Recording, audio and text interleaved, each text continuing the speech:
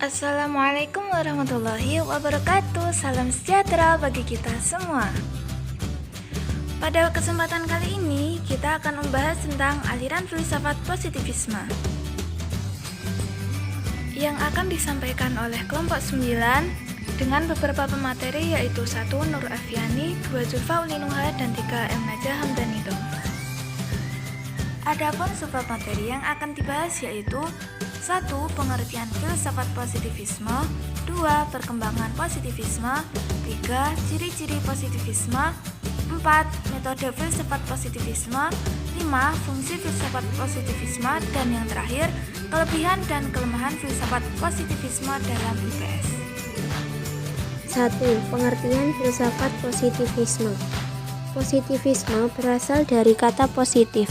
Kata positif di sini sama artinya dengan faktual, yaitu apa yang berdasarkan fakta-fakta. Menurut positivisme, pengetahuan kita tidak pernah boleh melebihi fakta-fakta. Jadi, pengertian filsafat positivisme merupakan suatu aliran filsafat yang menyatakan ilmu alam sebagai satu-satunya sumber pengetahuan yang benar dan menolak aktivitas yang berkenaan dengan metafisik. Positivisme tidak mengenal adanya spekulasi. Semua harus didasarkan pada data empiris.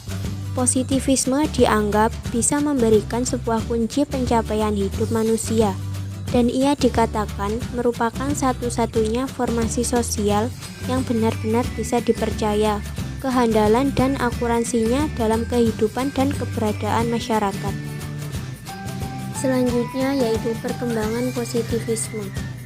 Terdapat 3 tahap dalam perkembangan positivisme, yaitu yang pertama, tempat utama dalam positivisme pertama diberikan pada sosiologi atau positivisme sosial dan evolusioner, walaupun perhatiannya juga diberikan pada teori pengetahuan yang diungkapkan oleh Comte dan tentang logika yang dikemukakan oleh Mill.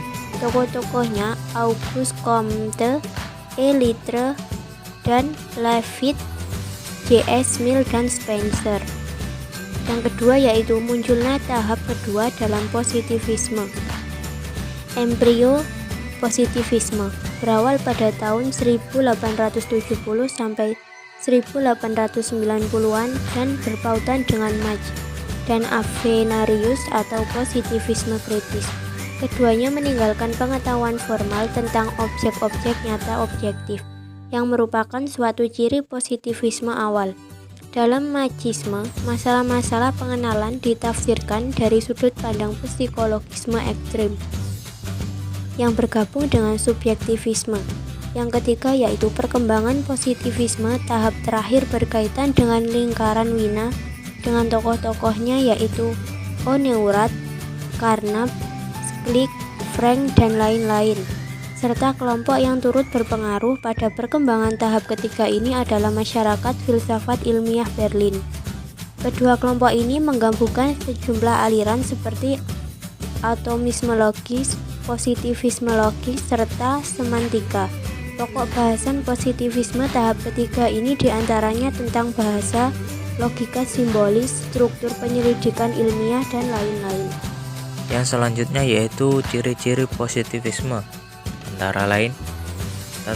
Objektif atau bebas nilai. Dikotomi yang tegas antara fakta dan nilai mengharuskan subjek peneliti mengambil jarak dari realitas dengan sikap bebas nilai, hanya melalui fakta-fakta yang teramati dan terukur. Maka pengetahuan kita tersusun dan menjadi cermin dari realitas korespondensi. 2. Fenomenalisme. Tesis bahwa realitas terdiri dari impresi-impresi. Ilmu pengetahuan hanya berbicara tentang realitas berupa impresi-impresi tersebut.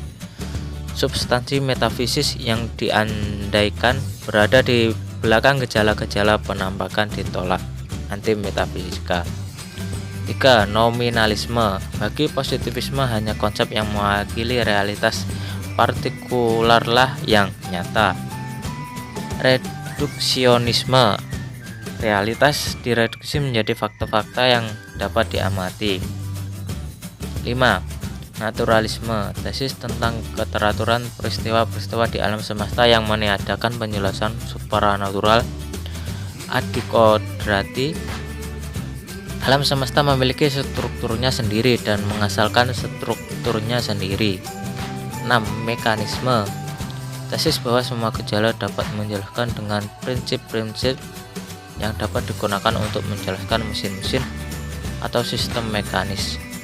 Alam semesta diibaratkan sebagai giant clockwork. Selanjutnya, metode filsafat positivisme. Menurut Kunto Wibisono 1983, filsafat positivisme menggunakan metode pengamatan, percobaan dan perbandingan, kecuali dalam menghadapi gejala dan fisika sosial. Digunakan metode sejarah, pengamatan digunakan untuk mempelajari astronomi. Kesemuanya ini berkaitan dengan ukuran waktu, dan adapun untuk ilmu fisika di samping pengamatan juga digunakan percobaan. Dalam percobaan ini pengamatan tak ketinggalan. Dalam mempelajari ilmu kimia di samping percobaan dan pengamatan digunakan juga metode peniruan artifisial. Dalam ilmu biologi menggunakan metode percobaan yang disesuaikan dengan kompleksitasnya, maupun dalam sosiologi digunakan pengamatan, percobaan dan perbandingan, dan bahkan metode sejarah ini digunakan untuk menguraikan gejala-gejala yang kompleks. Fungsi positivisme dalam pendidikan IPS. 1. Untuk mengungkapkan kebenaran realitas yang ada dan bagaimana realitas tersebut senyatanya berjalan dalam bidang keilmuan, dan hal ini disebut dengan sains. Kedua, positivisme sebagai determinasi sosial, yaitu sebagai faktor penentu secara sosial di dalam masyarakat, karena hakikat pendidikan IPS adalah nyata dalam praktek dan aplikasinya. Maka positivisme menghasilkan teknologi pendidikan pada taraf sosial dan teknologi pendidikan pada era berikutnya. Yang ketiga yaitu mengarahkan pendidikan pada hal yang baik dalam segi intelektual dan berbagai bidang kehidupan untuk menciptakan anak didik yang sempurna baik lahir maupun batinnya. Kelebihan dan kelemahan filsafat positivisme. Kelebihan positivisme. 1. Positivisme lahir dari paham empirisme dan rasional, sehingga kadar paham ini jauh lebih tinggi daripada kedua paham tersebut. Kedua, positivisme mampu mendorong lajunya kemajuan pada sektor fisik dan teknologi.